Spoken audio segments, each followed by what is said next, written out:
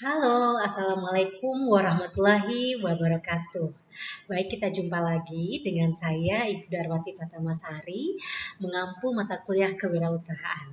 Jadi pada pertemuan pertama ini, mohon maaf, kali ini kita akan melaksanakannya dengan virtual Zoom ya. Jadi di pertemuan pertama ini biasa kita akan membicarakan tentang kontrak perkuliahan dulu antara dosen dan mahasiswa. Jadi pertama adalah identitas mata kuliah. Mata kuliah ini bernama Kewirausahaan. Kode MK-nya adalah 20909603603W031. Bobotnya 2 SKS. Untuk mahasiswa semester 4 dan dosennya adalah saya sendiri dan Ibu Indra Aryani STMA. Deskripsi mata kuliah untuk kewirausahaan ini yaitu mata kuliah wajib yang ditempuh pada semester 4 ya, semester genap di program studi arsitektur Fakultas Teknik Universitas Mula Warman, terdiri dari 14 pertemuan teori dan ada juga tugas dan praktek project based learning dan 2 kali ujian dalam bentuk ujian tengah semester dan ujian akhir semester. Jadi nanti ini adalah whole materi yang akan kalian dapatkan di mata kuliah ini. Yang pertama adalah kewirausahaan di dunia arsitektur, bagaimana nilai-nilai kewirausahaan. Kemudian kalian akan membuat usaha jasa arsitektur dan menerapkan perjanjian kerja dalam sebuah proyek perencanaan atau pelaksanaan, serta bagaimana menerapkan negosiasi harga jasa arsitektur. Untuk jadwal perkuliahannya hari Kamis ya, pukul 11.10 sampai 12.50 atau selesai ya, pertemuan 1 sampai 7 dengan saya dan saya akan mengawali pada UTS di pertemuan ke-8. Kemudian akan dilanjutkan pada pertemuan 9 hingga 15 dengan Ibu Indra Aryani dan pertemuan 16-nya adalah UAS. Perlu kami sampaikan bahwa untuk penilaian yang dilakukan terhadap mata kuliah kewirausahaan ini dalam aspek kognitif UTS bernilai 15% dari seluruh rangkaian penilaian, kemudian UAS 25%. Unjuk kerja dalam bentuk project based learning 25%, tugas atau studi kasus itu 25%, tidak ada praktikum di studio, kemudian afektif 10% hingga totalnya 100%. Seperti biasa, kalau misalkan ini mendapatkan nilai A, berarti nilainya lebih dari 80. Tapi kalau nilainya 70 sampai 79, berarti nilainya B dan seterusnya. Baik, terkait UTS, tugas UAS dan afektif, mahasiswa akan melaksanakan UTS pada minggu ke-8 ya, ini sesuai kesepakatan bersama, poinnya 15%. Kemudian ada project based learning yang mulai dilaksanakan pada minggu ke-4 ya. Tugas akan diberikan oleh masing-masing dosen sebanyak 2 buah tugas ya. Tergantung nanti ada tugas kelompok atau tugas individu. Kemudian UAS akan dilaksanakan pada minggu ke-16, poinnya 25%, dalam bentuk presentasi kelompok, tapi jika ada perubahan nanti akan diinfokan kembali oleh Ibu Indra. Afektif merupakan nilai gabungan dari dosen pengampu dalam sikap, bagaimana kehadiran kalian, dan keaktifan mahasiswa yang berbobot 10%. Untuk tata tertibnya, seperti biasa, komunikasi dengan dosen terkait jadwal dan lain sebagainya dilakukan oleh penanggung jawab mata kuliah kewirausahaan. Kemudian hadir sesuai dengan jadwal yang telah ditetapkan selama perkuliahan, mengisi presensi, menggunakan pakaian yang pantas, bebas rapi, menjaga ketertiban selama kuliah berlangsung, menyelesaikan setiap sesi perkuliahan dari awal hingga akhir, kemudian silakan jika ada keperluan mendesak atau dispensasi yaitu ikut lomba-lomba, sayembara dan seterusnya, atau sakit silakan menyampaikan surat keterangan ya yang dikumpulkan di prodi paling lambat 1 hari setelah kuliah. Baik, untuk pertemuan 1 ini kita akan bahas sedikit ya, langsung masuk ke materi, yaitu tentang definisi, sejarah, dan tujuan berwirausaha. Oke, kewirausahaan berasal dari kata dasar wira dan usaha. Wira berarti pejuang, ya, pejuang, pahlawan, manusia unggul, teladan berbudi luhur, gagah berani dan berwatak agung. Usaha berarti perbuatan amal atau berbuat sesuatu. Wirausaha atau entrepreneurship adalah proses mengidentifikasi, mengembangkan, dan membawa visi ke dalam kehidupan kewirausahaan. Visi tersebut bisa berupa ide inovatif, peluang, cara yang lebih baik dalam menjalankan sesuatu. Hasil akhir dari proses tersebut adalah penciptaan usaha baru ya, yang dibentuk pada kondisi risiko atau ketidakpastian. Jadi secara umum pengertian kewirausahaan adalah kegiatan untuk penciptaan bidang usaha baru. Ada juga beberapa ahli, para pakar sebelumnya telah menyampaikan apa sih pengertian kewirausahaan itu. Misalkan dari Bapak Ahmad Sanusi ya. Bapak Ahmad Sanusi menyatakan bahwa kewirausahaan adalah suatu nilai yang diwujudkan dalam perilaku yang dijadikan dasar sumber daya, tenaga penggerak, tujuan, siasat, kiat, proses, dan hasil bisnis. Jadi bisa saja semua itu disampaikan dari tahun ke tahun, tidak hanya orang Indonesia tapi juga orang luar negeri juga mendefinisikan apa sih usaha atau kewirausahaan tersebut.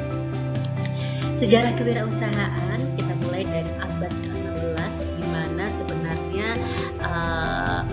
adanya sesuatu yang unik terjadi pada saat itu, bagaimana kreativitas dan inovasi untuk memperluas pasar ya, dan juga terbentuk sistem bagi hasil ya. Jadi ada sistem bagi hasil yang mencoba pengembangan perdagangan internasional saat itu. Kemudian beralih ke abad 17 dimulai adanya kerjasama.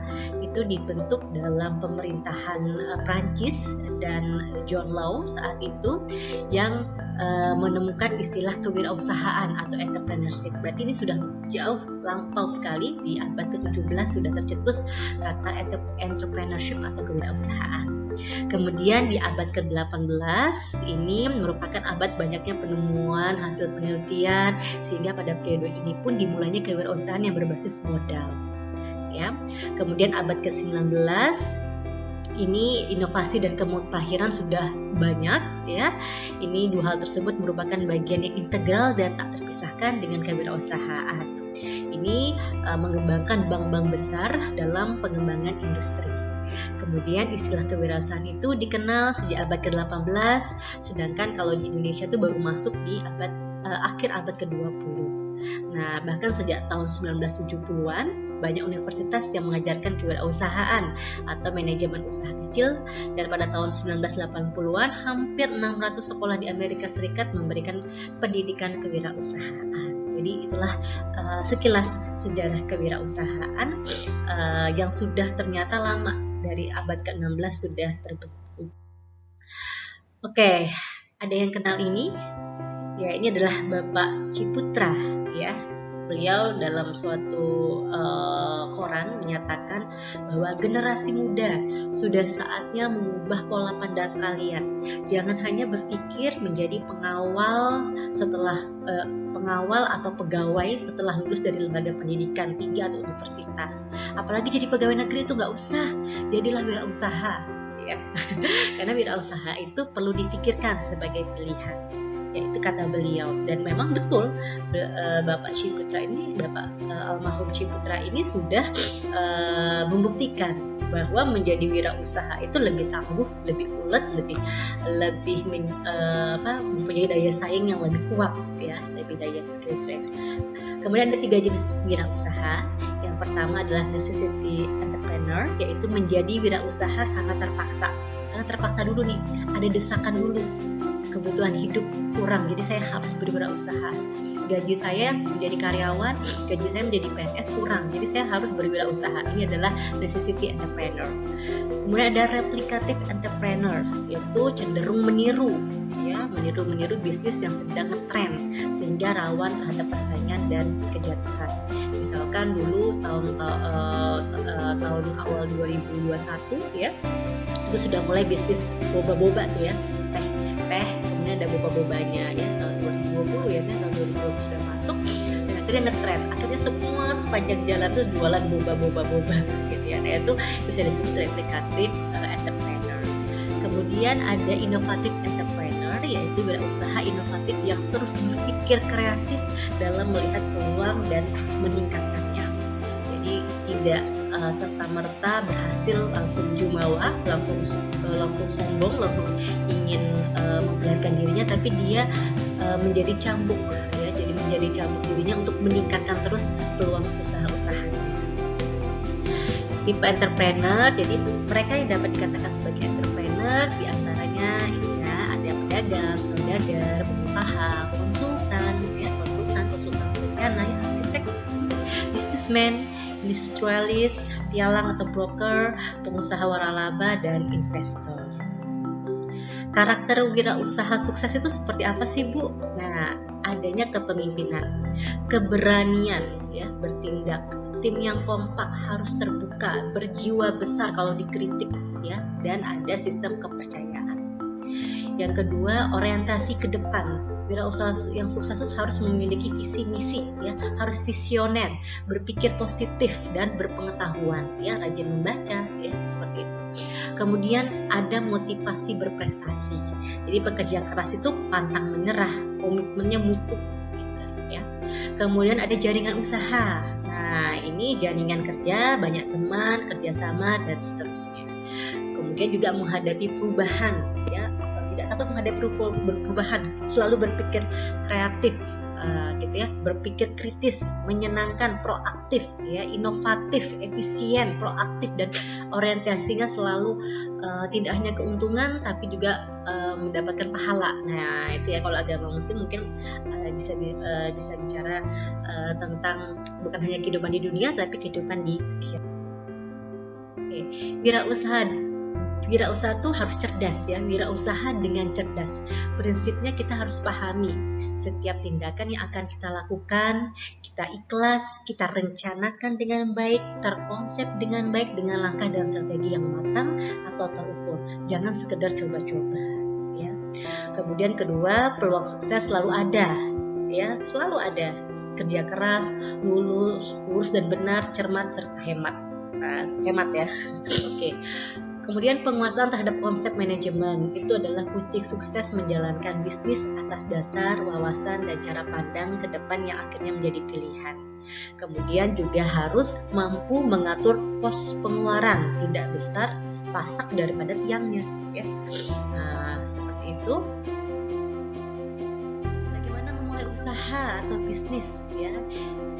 Untuk memulai usaha atau bisnis kita bisa lihat keadaan pasar yang kompleks dan dinamis. Kita lihat dulu apa sih yang dibutuhkan konsumen, gitu ya.